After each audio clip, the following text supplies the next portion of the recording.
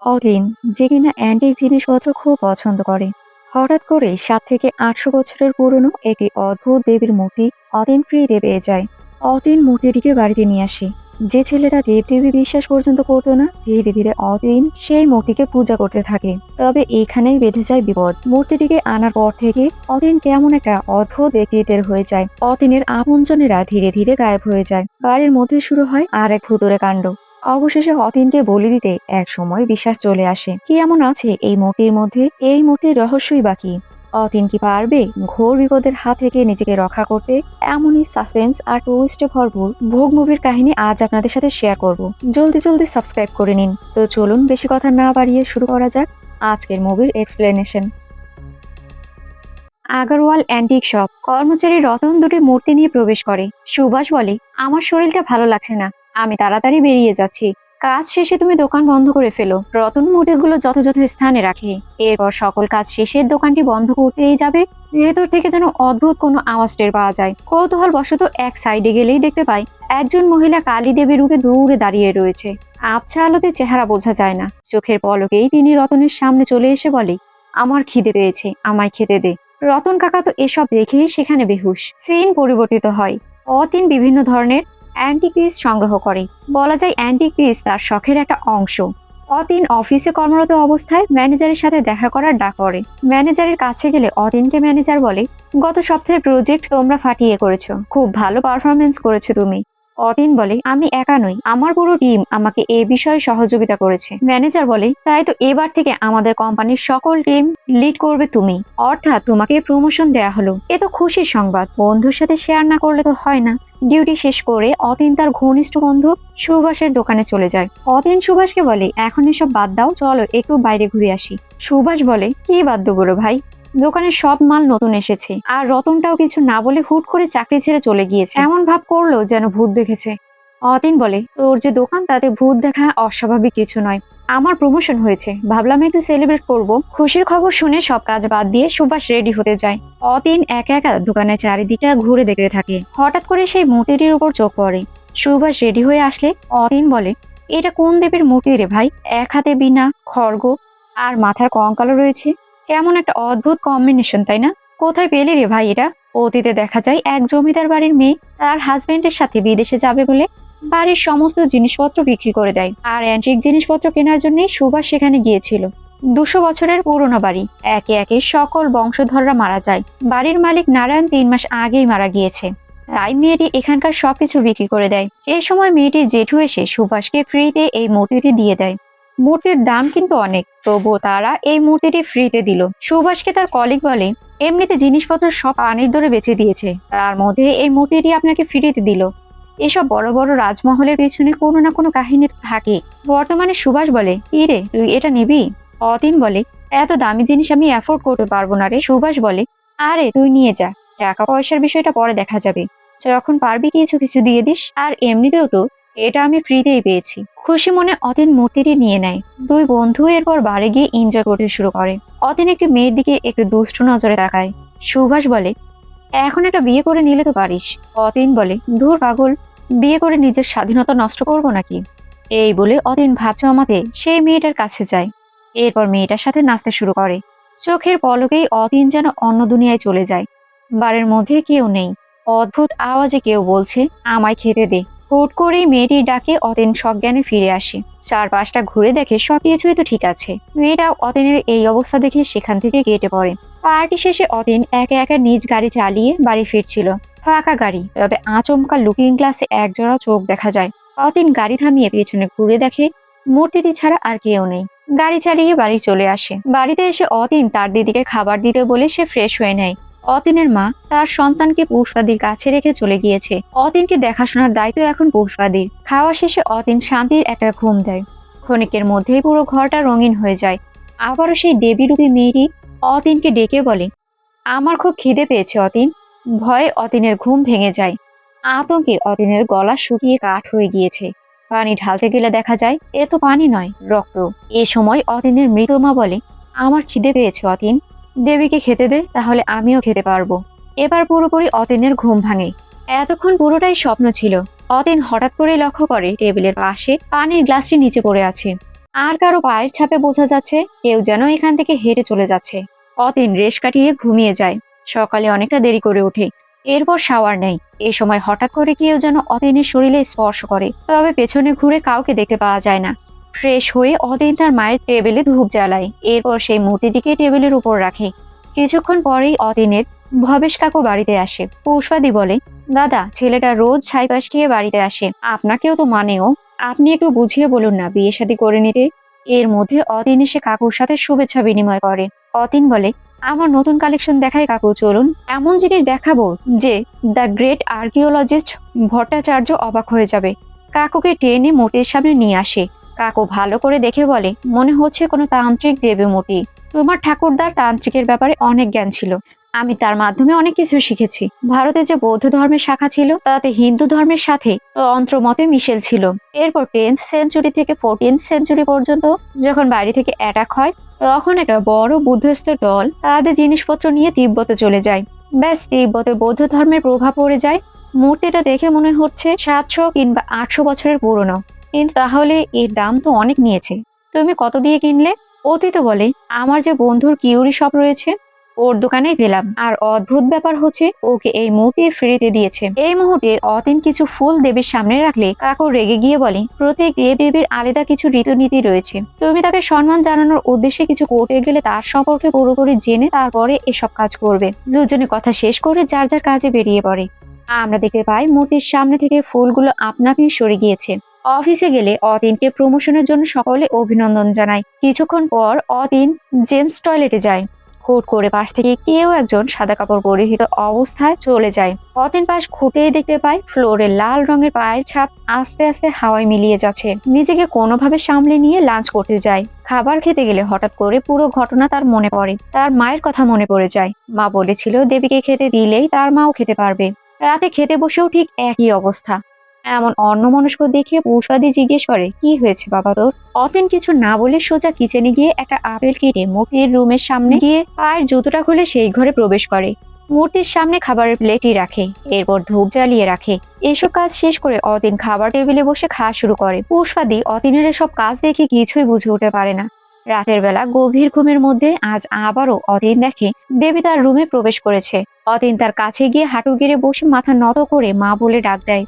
দেবী বলে, আমাকে খেতে দে। আমাকে ডেকে এনেছিস যখন বুঝিস না আমার খিদে পেয়েছে?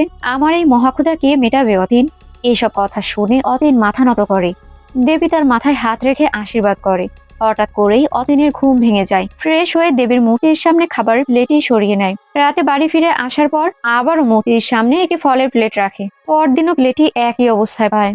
কোনো কিছু বুঝে উঠতে না পেরে মনমরা অবস্থায় অতীনের জীবন এভাবেই চলতে থাকে। প্রতিদিন সে রোজ করে দেবীর গলায় মালা আর তার সামনে প্রদীপ জ্বালাতো। এই প্রথমবার ছুটির দিনে অতীন বাড়িতে রয়েছে। তাই তো পুষ্পাদি জিজ্ঞেস করে, ছুটির দিনে তুই বাড়িতে? কি হয়েছে তোর বলতো?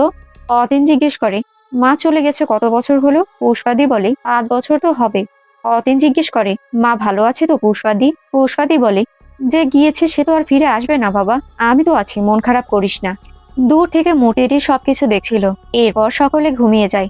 হঠাৎ করে ঘন্টার আওয়াজে পুষ্পাদির ঘুম ভাঙে। ঘরের মধ্যে অতীনকে কোথাও দেখতে পায় না। আওয়াজ যেন দোতলা থেকে আসছে। সিঁড়ি দিয়ে উপরে উঠে একটা রুমের দরজা খুলতেই দেখা যায় অতীন মূর্তিটির সামনে রেখে পুজো করছে। আর পুষ্পাদির পেছনে আমরা ভৌতিক কোনো ছায়াকে দেখতে পাই। পরদিন ভোরবেলা কাকু বাড়িতে ওই মূর্তিটিকে দেখানোর জন্য ঠাকুর মশাইকে সঙ্গে করে নিয়ে আসে। পুষ্পাদি গতকাল রাতের বিষয়টা নিয়ে খুবই চিন্তিত। কাকু জিজ্ঞেস করে, কি হয়েছে বলো তো? পুষ্পাদি বলে, অতীন বদলে গিয়েছে দাদা, আপনারা নিজেরাই দেখে নিন, চলুন। ঠাকুর ঘরে গেলে দেখা যায় অতীন পুরোই দেবীর সেবায় মগ্ন হয়ে রয়েছে। অতীন সকলকে দেখে বলে, আসুন মায়ের দর্শন করে যান। মা আমার স্বপ্নে আসে, আমার সাথে কথা বলেন। কাকু বলে, ছোট থেকে তোমাকে দেখে আসছি, হঠাৎ করে দুদিনের স্বপ্ন দেখে তুমি এমন পরিবর্তন হয়ে গেলে? ঠাকুর মশাই বলে, দেখো বাবা, ছোট থেকে আমি তোমাকে দেখেছি। ভক্তি করা খারাপ কিছু নয়, কিন্তু কোনো কিছু না জেনে এভাবে ভক্তি আর পুজো করলে এতে বিপরীত হতে পারে। এই মূর্তিকে আমিও ঠিক চিনতে পারছি না, এই নিয়ে আমরা জানি না, এভাবে দেবীর পুজো করতে নেই, এতে দেবী রেগে যান। অতীন বলে, দেবী তো মাতৃত্বের একটা অংশ, মা কখনো সন্তানের উপর রাগ করে? আমি আমার সাধ্যমতো চেষ্টা করছি দেবীর পুজো করার। মা আমার ভালো চান, মা আমার সেবা যত্ন নেন, মা আমার মাথা নিজের কোলে রেখে হাত বুলিয়ে দেন, মা আমাকে ভালোবাসেন। এটা মা আর সন্তানের ব্যাপার, ঠাকুর মশাই আপনি এর মধ্যে আসবেন না। এ কথা শুনে সকলে সেখান থেকে চলে যায়। পরদিন অতীনকে কাজের জন্য অফিসিয়াল ভাবে অ্যাওয়ার্ড দেয়া হয়। অতীনের বর্তমান পরিস্থিতি দেখে সকলেই বুঝে ফেলে নিশ্চয়ই অতীন কোনো সমস্যার মধ্যে পড়েছে। অন্যদিকে বাড়ির মধ্যে পুষ্পাদি কান্না করতে করতে কাকুমশাইয়ের সাথে ফোনে কথা বলছিল। সে অতীনের বিষয়টা নিয়ে খুবই চিন্তিত। এই ব্যাপারেই তারা কথা বলছিল, কিন্তু আমরা দেখতে পাই পুষ্পার আশেপাশে চারিদিকে যেন অতৃপ্ত আত্মারা ঘুরে বেড়াচ্ছে। অতীন বাড়ি ফেরার পথে হঠাৎ করে গাড়ির সামনে একটি মেয়ে এসে পড়ে। অতীন রেগে বাইরে বেরিয়ে এসে মেয়েটিকে উদ্দেশ্য করে বলে, মাথা ঠিক আছে তো? মাঝ রাস্তায় গাড়ির সামনে এসে মরার ইচ্ছে হয়েছে নাকি? মেয়েটি বলে, ভুল হয়ে গিয়েছে দাদাবাবু। দাদাবাবু, অনেক খিদে পেয়েছে, কিছু খেতে দেবে? কাল থেকে কিছু খাইনি। অফিস থেকে খাবারের পার্সেলের একটা প্যাকেট অতীনকে দেয়া হয়েছিল। মেয়েটির কথা শুনে অতীন এই প্যাকেটই মেয়েটিকে দিয়ে দেয়। মেয়েটি প্যাকেটটি নিয়ে খাবার খাওয়া শুরু করে। অতীন জিজ্ঞেস করে, এই হাইওয়েতে এত রাতে কি করছো? মেয়েটি বলে, আমার কেউ নেই দাদাবাবু, আমার স্বামী মারা গিয়েছে। এই দুনিয়াতে আমি একা, তুমি আমাকে তোমার সঙ্গে নিয়ে চলো না দাদাবাবু। এই বলে পা জড়িয়ে ধরে কান্না করে। এত জোরাজোরির জন্য অবশেষে মেয়েটিকে নিয়ে অতীন বাড়ি চলে আসে। পুষ্পাদি বলে, তোর মাথা কি পুরো গিয়েছে? মেয়েটির নাম ঠিকানা কিছুই জানিস না, কি করে বাড়ি নিয়ে চলে আসলি? অতীন বলে, আরে মেয়েটির শ্বশুর বাড়ি বাপের বাড়ি কেউই তাকে রাখবে না, স্বামীও মারা গিয়েছে, এত রাতে কি করে একটা মেয়েকে একা রাস্তায় ফেলে রেখে আসি? এসব ব্যাপারে কাল কথা হবে, মায়ের পুজো দিতে দেরি হয়ে যাচ্ছে। তুমি একটা কাজ করো, ওকে চিলেকোঠার ঘরে থাকতে দাও। পুষ্পাদি মেয়েটিকে নিয়ে চিলেকোঠার ঘরে প্রবেশ করে। পুষ্পাদি বলে, চুরি চামারের চেষ্টা করলে তোমাকে আমি পুলিশে ধরিয়ে দেবো। কাল সকালে তোমার আইডি কার্ড আমাদের দেখাবে। আচ্ছা, তোমার নাম কি? মেয়েটি বলে, আমার নাম দামরি। মেয়েটির নাম শুনে পুষ্পাদি চলে যায়।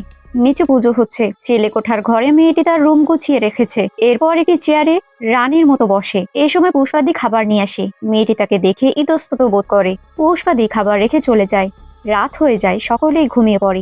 আচমকা কোনো কিছুর শব্দে পুষ্পাদির ঘুম ভেঙে যায়। মোবাইলের লাইট জ্বালিয়ে কারেন্টের লাইট অন করে, তবে বিদ্যুৎ নেই। তাই মোমবাতি নিয়ে পুষ্পাদি বিষয়টা দেখতে বেরিয়ে যাবে। এই মুহূর্তে মোমবাতি নিভে যায়, দেশ লাইট শেষ।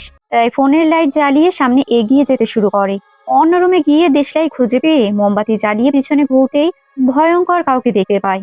পরদিন ভোরবেলা দেখা যায় বাড়িতে পুলিশ এসেছে। গতকাল রাত থেকে পুষ্পাদিকে কোথাও খুঁজে পাওয়া যাচ্ছে না। এ বিষয়ে পুলিশের কাছে একটা কেস ফাইল করা হয়। নিচতলার পুরোটা খোঁজা শেষ। এবার তারা উপরতলায় যায়। পুলিশ সিঁড়ি দিয়ে উপরে উঠে গেলে দামরিকে দেখতে পায়। পুলিশ জিজ্ঞাসা করে, উনি কে? অতীন এর কোনো উত্তর দেয় না। সামনে থাকা রুমটি চেক করতে গেলে অতীন বলে, ওটা মায়ের ঘর, ওখানে আপনাদের যাওয়ার দরকার নেই। পুলিশ সব দিক দেখে কাকুকে বলেন, দেখুন উনি তো প্রাপ্তবয়স্ক মানুষ, তাই না? এখন তো আমরা কিছু করতে পারবো না। মানে সে তো নিজের ইচ্ছেও কোথাও চলে যেতে পারে। আর কিডন্যাপিং এর কোনো প্রমাণ নেই। আপনি আগামী 2 দিন দেখুন, এর মধ্যে কোনো খবর না আসলে তখন আমরা বিষয়টা নিয়ে তদন্ত শুরু করব। আরেকটা বিষয়, আপনার ওই বন্ধুর ছেলেটাকে বিয়ে দেওয়ার ব্যবস্থা করুন। অচেনা একটা মেয়েকে রাস্তা থেকে তুলে এনেছে। এই মেয়েকে দেখে ভালো মনে হচ্ছে না। এই সময় কনস্টেবল সুর একে এক জোড়া জুতা দেখতে পায়। তিনি বলে, ঘরে এক জোড়া জুতো আছে, সেটা পরার জন্য, কিন্তু বাইরের জুতো সুর একে। অর্থাৎ তিনি খালি পায়ে বের হয়েছেন। আর খালি পায়ে বের হয় তারাই যারা ভয়ে জুতো পায়ে দেওয়ার সুযোগ পায় না। সিন পরিবর্তিত হয়। পুষ্পাদের রুমে অতীন ঘুরে ঘুরে দেখছিল। দামরি এসে বলে, দাদাবাবু সকাল থেকে কিছু খাওনি, আমি রান্না করছি, খেয়ে নেবে চলো। অতীন বলে, আমার খিদে নেই। দামরি অতীনের কাছে এসে রহস্যময় কণ্ঠে অতীনকে খেয়ে নিতে বলে। এ কথায় অতীন হিপনোটাইজ হয়ে খাবার খেতে বসে পড়ে। খাবার মুখে দিতেই যাবে, দামরি বলে, মাকে খাবার খেতে না দিয়ে তুমি খেতে বসে পড়লে? এ কথা শুনে অতীন খাবার ছুঁড়ে ফেলে দেয়। মাকে খাবার না দিয়ে নিজে কি করে খেতে বসলো? এই রাগে অতীন নিজেকে নিজেই আঘাত করতে শুরু করে। দামরি বলে, দাদাবাবু তুমি গোসলে যাও, আমি মায়ের ভোগ গুছিয়ে দিচ্ছি। অতীন গোসলে যায়। পরিবাটি হয়ে ঠাকুর ঘরে প্রবেশ করতেই দেখে এই সময়ের মধ্যে দামরির মায়ের ভোগ প্রস্তুত করা শেষ। এরপর পুজো শেষ করে অতীন খাবার খেতে বসে। খাবার মুখে দিতে গেলে তার বমি আসে। তাই অতীন দামরিকে খাবার খেতে বলে সেই স্থান থেকে চলে যায়। এরপর সে ঘুমিয়ে পড়ে। হঠাৎ করে চারপাশ থেকে কেমন যেন আলো জ্বলে ওঠে, আর কোনো কিছুর সারা শব্দ পাওয়া যায়। ঠাকুর ঘরে গেলেই বুঝতে পারে অতীনের দেবীর সকল খাবার খেয়ে নিয়েছে। অতীন খুশিতে আত্মহারা। এরপর এই বিষয়টা দামরিকে ডেকে দেখায়। অতীন দামরিকে ধরে বলে, দেখেছো, মা আমার ভোগ গ্রহণ করেছে। এই বলে দেবীর সামনে মাথা নত করে সম্মান জানায়। দামরি তার কপালে লাল চিহ্ন দিয়ে দেয়। পরদিন ফ্রেশ হয়ে অতীন ঠাকুর ঘরে যায়। ঠাকুরকে সম্মান জানিয়ে খাবার খেতে বসে। তবে কেন যেন অতীন খাবার মুখে দিতে গেলেই তার বমি আসে। কিন্তু এরপরেও অতীন জোর করে খাবার খায়। এভাবে অতীনের জীবন চলতে থাকে। বেশ কিছুদিন পর পুলিশ এসে অতীনকে বলে, আমরা মোটামুটি সব জায়গায় খোঁজ নিয়েছি, কিন্তু কোথাও পুষ্পাদির কোনো খবর পাওয়া যায়নি। আপনি একটু খবরের কাগজে বিজ্ঞপ্তি দিয়ে দেখবেন, বা সোশ্যাল প্ল্যাটফর্মে পোস্ট দিয়ে দেখতে পারেন। অতীন বলে, আমার আপনার ইচ্ছেতে কিছু হয় না, সবই মায়ের ইচ্ছে। অফিসার বলে, তাহলে কি আমি কেস ক্লোজ করে দেব? অতীন বলে, আপনার যা ইচ্ছে। অফিসার বলে, আচ্ছা সেই মেয়েটি কি এখনো আছে? অতীন বলে, আপনারা এখন আসতে পারেন, আমার মায়ের পুজো দিতে দেরি হয়ে যাচ্ছে। এই কথায় অফিসার বেরিয়ে পড়ে। বেশ কিছুদিন পর কাকু অতীনের বাসায় আসে। দরজা খোলা পেয়ে যায়, বাড়ির মধ্যে প্রবেশ করে। অতীন খুঁজতে খুঁজতে ঠাকুর ঘরে চলে যায়। দেখা যায় অতীন উদ্ভট ভাবে নাচে, দেবীর পুজো করছে। অতীন কাকুকে দেখে বলে, দেখুন কাকু, মা আমার ভোগ গ্রহণ করেছে। এই বলে কলার চেপে ধরে অতীন বলে, এখন ডাকুন আপনার ওই পুরোহিতকে, সে দেখুক মা আমাকে ভালোবাসে কিনা। 2 সপ্তাহ হলো মা আমার ভোগ গ্রহণ করেছে। দামড়ি, ওই দামড়ির রান্নায় নিশ্চয়ই কোনো স্পেশাল জাদু আছে। ও আসার পর থেকে সব বদলে গিয়েছে কাকু, মা আমার ভোগ গ্রহণ করছে। এইসব দেখে আতঙ্কিত হয়ে কাকু দরজার দিকে তাকাতেই আচমকা দামড়ি তার চোখের সামনে চলে আসে। কোনো মতে কাকু সেখান থেকে বেরিয়ে পড়ে, তবে তার আগে কিছু একটা মনে করে ঘরে থাকা ক্যালেন্ডারে একবার চোখ বুলিয়ে নেয়। এরপর কাকু সোজা সুভাষের কাছে চলে যায়। কাকু বলে, তুমি শেষবার কবে অতীনের সাথে দেখা করেছিলে? সুভাষ বলে, মূর্তিটা নিয়ে যাওয়ার পর অতীনের সাথে আমার আর দেখা হয়নি। মাঝে একদিন ছুটির দিন দেখে আমি ওকে ফোন করেছিলাম বেরোনোর জন্য, তবে ও বলে ওর এখন মানুষজন, ভিড় এসব ভালো লাগে না, ওর কাছে এখন শ্মশান ভালো লাগে। কাকু জিজ্ঞেস করে, মূর্তিটি তোমার কাছে কতদিন ছিল? সুভাষ বলে, 2 দিন। আসলে কাকু, অতীন যখন মূর্তিটি নিয়ে যায় তখন আমি ওকে কিছু বলিনি। আমার এখানে কর্মচারী রতন মূর্তিটি আনার পরদিন চলে যাওয়ার কথা বলে। রতন বারবার মূর্তিটির দিকে তাকিয়ে দেবী দেবী বলছিল। বিষয়টা তখন আমি পাত্তা দেইনি, কিন্তু এখন বুঝতে পারছি এখানে কোনো ঝামেলা রয়েছে। কাকু সুভাষকে মূর্তি যেখান থেকে এনেছিল সেই স্থানে নিয়ে যেতে বলে। অপরদিকে অতীন অফিসের কাজ শেষ করে দুপুরে লাঞ্চ করতে বসে পড়ে। খাবারের বক্স খুলতেই খাবারের বাজে গন্ধে সেখানে থাকা সকলেই নাক বন্ধ করে। অতীন কোনোভাবে খাওয়ার চেষ্টা করে, তবে আজ মুখে খাবার নিয়েই বমি করে ফেলে। ম্যানেজার তাকে ডেকে বলে, তুমি কিছুদিনের জন্য ছুটি নাও। এদিকে কাকু আর সুভাষ জমিদার বাড়ির সেই জেঠুর কাছে চলে যায়। অন্যদিকে অতীন অফিস শেষ করে শ্মশানে একবার ঘুরে পাশে থাকা এক খাবারের দোকানে বসে। খাবারের অর্ডার দিলে অতীনের কাছে খাবার দেয়। এই মুহূর্তে পাশ থেকে কৃষ্ণ নামের এক ব্যক্তি বলে, একটি রুটে ভাগ করে খেলে হতো না, আমার অনেক ক্ষুধা পেয়েছে। অতীন তার সাথে খাবার শেয়ার করে। এরপর কথায় কথায় কৃষ্ণ বলে, আমি পুজোর রীতি নেয়াজ নিয়ে বই লিখি। অতীন বলে, পুজোর বই লিখেছেন, তার মানে আপনি তন্ত্রমন্ত্র জানেন? কৃষ্ণ মুচকি হেসে বলে, তন্ত্রমন্ত্র বড় বিষয় নয়, সবচেয়ে বড় বিষয় ভালোবাসা, ভালোবাসা সবচেয়ে বড় তন্ত্র। এরপর একটা লকেট দিয়ে বলে, এটা আপনার প্রাণ ভ্রমরা অতীন বাবু, কোনো অবস্থাতেই এই লকেটটি গলা থেকে খুলবেন না। যখন এই লকেটের কাজ শেষ হবে তখন আপনি আমার কাছে চলে আসবে লকেটটি। নিরন্ন ক্ষুধার্তকে যিনি অন্নদান করেন তাকে মহামায়া রক্ষা করেন। এইসব কথা রেশ কাটাতে না কাটাতেই লোকটি সেখান থেকে চলে যায়। অন্যদিকে কাকু জেঠুকে বলছে, আমি অবিবাহিত, আমার আত্মীয় স্বজন বলতে কেউ নেই। অতীন আমার ছেলের মতো, আমি ছাড়া ওর কোনো অভিভাবক নেই। ওর আজ বড় বিপদ ঠাকুর মশাই। মূর্তি নিয়ে ছেলে খেলা করতে গিয়ে ও নিজের জীবনে কাল রাত্রি ডেকে এনেছে। ওর কিছু হয়ে গেলে আমি নিজেকে ক্ষমা করতে পারবো না। এখন আপনি আমাদের এই বিপদ থেকে উদ্ধার করেন। ঠাকুর মশাই বলে, ইনি যেই সেই দেবী নয়, ইনি মাতঙ্গী দেবী। কালকে আমাবস্যা, কালকে আপনার বন্ধুর ছেলের জীবনের শেষ রাত। অন্যদিকে অতীন বাড়ি ফিরে এসেছে। লকেটটা পড়ার পর যেন অতীনের হুঁশ ফিরে আসে। বাড়িতে প্রবেশ করলে দেখতে পায় চারিদিকে এলোমেলো জিনিসপত্র ছড়িয়ে ছিটিয়ে রয়েছে। নিজের জামার গন্ধ অতীন সহ্য করতে পারছিল না। অতীন দামড়ির রুমের সামনে গিয়ে বলে, দামড়ি, কতদিন হলো তুমি জামা কাপড় ধোওনি, আর নিচের রুমে কি অবস্থা করে রেখেছো? দামড়ি বলে, আজকে আমার শরীরটা খুব খারাপ দাদা বাবু, তুমি মাকে ভোগ দিয়ে শুয়ে পড়ো, কাল কথা হবে। অতীন চলে যায়।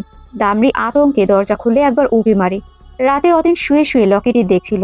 এরপর থানায় ফোন করে বলে, মাসখানেক আগে পুষ্পাদের মিসিং হওয়া নিয়ে একটা কেস ফাইল করেছিলাম, ওই কেসটার আপডেট কি আমাকে বলতে পারবেন? ওপাশ থেকে পুলিশ জানায়, কেস তো আপনার পারমিশনে ক্লোজ করে দেওয়া হয়েছে। এ কথায় অতীন চিন্তিত হয়ে পড়ে। এরপর এক বন্ধুকে ফোন করে নিউজ পেপারে মিসিং হওয়া বিজ্ঞাপনের কথা বলে। দূর থেকে অশুভ শক্তি অতীনকে ফলো করছিল। এরপর রাতের বেলা অতীন ঘুমানোর চেষ্টা করে। হঠাৎ 2টি আত্মা যেন অতীনের কাছে আসছিল। অতীন আচমকা উঠে চারপাশটা দেখতে থাকে। পরদিন সকালবেলা এলোমেলো ঘর। অতীন গিয়ে দামড়িকে ডাকতে থাকে। দামড়িকে ঘরে খুঁজে না পেয়ে ছাদে যায়। ছাদে দেখা যায় নানা ধরনের চিহ্ন এবং অনেকগুলো কাক মরে পড়ে আছে। আতঙ্কিত হয়ে অতীন নিচে নামতেই দামড়ি জিজ্ঞেস করে, তুমি ছাদে গিয়েছিলে কেন? অতীন ছাদের বিষয়টা নিয়ে দামড়ির উপর রাগারাগি শুরু করে। চোখের পলকেই দামড়ির চেহারা ভয়ঙ্কর রূপে পরিণত হয়। লকেট দেখে আবারও শান্ত হয়ে গিয়ে বলে, ওসব নিয়ে তুমি চিন্তা করো না, আমি সব পরিষ্কার করে দেব। আর একটা খারাপ খবর আছে, আজ সকালেই মা ভোগ গ্রহণ করেননি। মনে হয় আমার রান্নায় কোনো খুঁত ছিল, তাই আজ খুব ভালো করে রান্না করব। তাই আমি ঠিক করেছি আজ আমাবস্যার দিনে মাকে মহাভোগ দেব। তুমি না হয় একটু দেরি করে এসো, আজ রাতে দুজনে মিলে একসাথে মাকে ভোগ দেবো। পরবর্তীতে দেখা যায় সিগাতাসের রাজা তিন জিনকে কিছুতেই নিরস্ত করতে পারছে না তিব্বতের রাজা দর্জি। তিন জিনের একমাত্র মেয়ের মৃত্যু হলে তিনি দুর্বল হয়ে পড়বে। এই আশায় সম্রাটের গুপ্তচর লোকেরা তার মেয়ের খাবারে বহুদিন ধরে বিষ মিশিয়ে যাচ্ছে। কিন্তু কোনো একদিন এক দূত খবর আনে এক বিষ বৈদ্য তার মেয়েকে বিষের হাত থেকে সুস্থ করে তুলেছিল। তাই যুদ্ধ ছাড়া উপায় নেই। যুদ্ধের প্রস্তুতি শুরু করতে বলে সম্রাট পরের দিন সিগাটাসের উদ্দেশ্যে রওনা করে। তিন জিন এমন শাস্তি পরিকল্পনা করে যার বিরুদ্ধে কেউ বিদ্রোহ করতে পারবে না। তবে এই বিশ্ববৌদ্ধের আসল পরিচয় তিনি জানেন না। গভীর রাতে মন্ত্রী সম্রাটকে ঘুম থেকে ডেকে তোলে। তিনি বলেন রানী যুবরাজ সহ তার সকল বংশধরেরা অসুস্থ হয়ে পড়েছে, প্রত্যেকে রক্তবমি করছে। এ বিষয়ে রাজা বৈদ্য কিছুই বলতে পারছে না। এক রাতের মধ্যে সম্রাট নির্বংশ হয়ে যায়। এই জমিদার বাড়ির ছেলে শহর যাক্ষ চক্রবর্তী। এই অঞ্চলের লোকেরা মজা করে বলতো বিষাক্ত সাপ তাকে দূর থেকে দেখেই প্রণাম করে চলে যেত। সহস্রাখের যখন 30 বছর বয়স, তখন তার অঞ্চলের সিদ্ধ পুরুষের কাছ থেকে তিনি দীক্ষা নিয়েছিলেন। সেখানে 10 বছর অতিবাহিত করে এরপর তিব্বতে চলে আসে। সেখানে গিয়ে একজন তান্ত্রিকের অধীনে বজ্রযান তন্ত্রমন্ত্রের বিদ্যা অর্জন করেন। গুরুর নির্দেশে রাজার মেয়েকে তিনি সুস্থ করেন আর রাজাকে প্রতিশ্রুতি দেয় অত্যাচারী রাজাকে তিনি পরাস্ত করবে। তবে সেই কাজে তাকে একজন ভাস্কর্যের সাহায্য করতে হবে। রাজার নির্দেশে দেশের সেরা ভাস্কর্যকে ডেকে আনা হয়। এরপর সহস্রাক্ষের নির্দেশ অনুযায়ী ভাস্কর্য একটি অদ্ভুত মূর্তি তৈরি করে, যার শক্তিতে বিনা যুদ্ধে জিতে যায় তেজিনগিন ওয়াংসু। সহস্রাক্ষ জানতেন এই মূর্তি ভুল মানুষের হাতে পড়লে বিপদ হতে পারে, তাই তিনি মূর্তি সহ নিজের দেশে ফিরে আসেন। এরপর তার ভেতর প্রাণ প্রতিষ্ঠা করেন। এরপর থেকে দেবীর কৃপায় এই পরিবার 600 বছর ধরে টিকে আছে। সহস্রাক্ষ চক্রবর্তী কঠোর নির্দেশে বলেছিলেন, যদি কোনোদিন চক্রবর্তীর পরিবার এ বাড়ি ত্যাগ করে অন্য কোথাও চলে যায়, তাহলে যেন মূর্তিটি অন্য কোনো মানুষের কাছে সমর্পণ করা হয়। সকলে চলে যাওয়ার পরেও মূর্তি থেকে গেলে ঘোর অমঙ্গল হবে। ঠিক এই কারণে মূর্তিটি আমি সেদিন হ্যান্ড ওভার করেছিলাম। এখন কোন অলৌকিক সিদ্ধ ক্ষমতা সম্পন্ন লোকই পারে এই সমস্যার সমাধান করতে। অন্যদিকে আজ অতীন অফিসে জয়েন করে। অফিস শেষে বাড়ি ফেরার পথে মাঝ রাস্তায় গাড়িটি নষ্ট হয়। এরপর অন্য গাড়িতে করে বাড়ি ফেরে। হঠাৎ করে বাড়ির বিদ্যুৎ চলে যায়। ঠিক এই মুহূর্তে কাকু এসে বলে, তুমি ঠিক আছো তো? অতীন বলে, আমি ঠিক আছি, কিন্তু আপনার কাছে ক্ষমা চার আছে আমার। আমি জানি না আমার মাথায় তখন কি ঢুকেছিল। কাকু, আমি অদ্ভুত সব ব্যবহার করেছি। কাকা বলে, ওসব কথা পরে হবে, তোমার সামনে খুব বিপদ। দামড়ি কোনো সাধারণ মানুষ নয়। অতীতে দেখা যায় ঠাকুরমশাই বলছে ওই মূর্তির পুজোর রীতি খুব কঠোর নিয়মে পালন করতে হয়।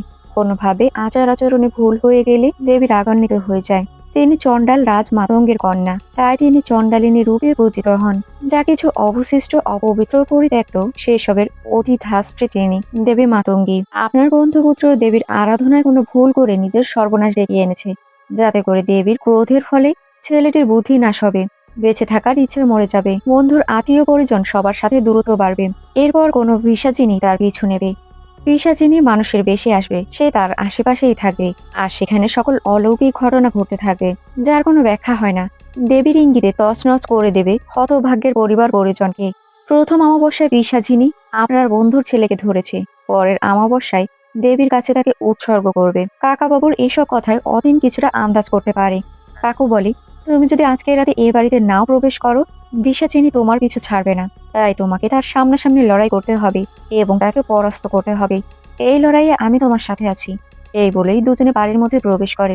বাড়ির সবকিছুই অগোছালো। আর একটু ভিতরে গেলে দেখা যায় সকল ফার্নিচার উপরে ভাসছে। কিচেনের মধ্যে পিশাচিনী কারো কাটা হাত দিয়ে রান্না করছে। কাটা হাতে আঙুলে যে আংটিটি রয়েছে, এটি অতীনের মায়ের।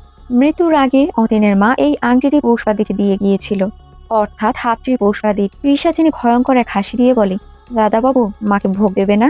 দেখা যায় পিশাচিনীর পায়ের উপর আগুন জ্বলছে, সেই আগুনে তাপে রান্না হচ্ছে। এরপর কাকুর কাছে এসে তাকে ছুঁড়ে ফেলে দেয়। অতীনের গলা চেপে ধরে। এই মুহূর্তে অতীনের গলার লকেট জ্বলে ওঠে। নিমেষেই তারা অন্য দুনিয়ায় চলে যায়। সকল আত্মারা অতীনকে ঘিরে ধরে। অতীন আত্মাদের মোহমায়ায় লকেটটি ছুঁড়ে ফেলে দেয়। এ সময় পিশাচিনী তার উপর আক্রমণ করে। অতীনের চোখের সামনে কাকাবাবুকে জ্ঞানহারা হয়ে পড়ে থাকতে দেখে। পিতৃ সমতুল্য কাকাকে এই অবস্থায় দেখে অতীনের খুব কষ্ট হয়। অন্যদিকে মায়ের মতো যাকে ভালোবেসেছে তাকেও এই পিশাচিনী মেরে ফেলেছে। সেই মুহূর্তে অতীনের কৃষ্ণের কথা মনে পড়ে। ভালোবাসাই হচ্ছে সবচেয়ে বড় তন্ত্র, আর কোনো অবস্থাতেই যেন লকেটটা না খোলা হয়, এ কথা কৃষ্ণ বলেছিল। পিশাচিনী অতীনকে মেরে ফেলতেই যাবে, সেই মুহূর্তে অতীন লকেটটি হাতে নিয়ে পিশাচিনীর কপালে ছুঁয়ে দেয়। সাথে সাথে পিশাচিনী সেখানে শেষ হয়ে যায়। হুট করে অতীনের হুঁশ ফিরে আসে। অতীনের পাশের ফ্লোর রক্তে ভরে গিয়েছে। পাশে কাকুকে চেক করে দেখে তিনি জীবিত রয়েছে। অতীন নিঃস্ব হয়ে হাঁটতে হাঁটতে মূর্তির কাছে গিয়ে হাঁটু গেড়ে বসে পড়ে। দুদিন পর দেখা যায় কাকু পুরো বেড রেস্টে রয়েছে। অদিন মূর্তিটি পানিতে ভাসিয়ে দেয়। অন্যদিকে দুটো বেকার ছেলে নদীর পাড়ে বসে লাল পানি খাচ্ছিল। প্রকৃতির ডাকে সাড়া দিতে ছেলেটি পাশেই তার কাজ সারতে যায়।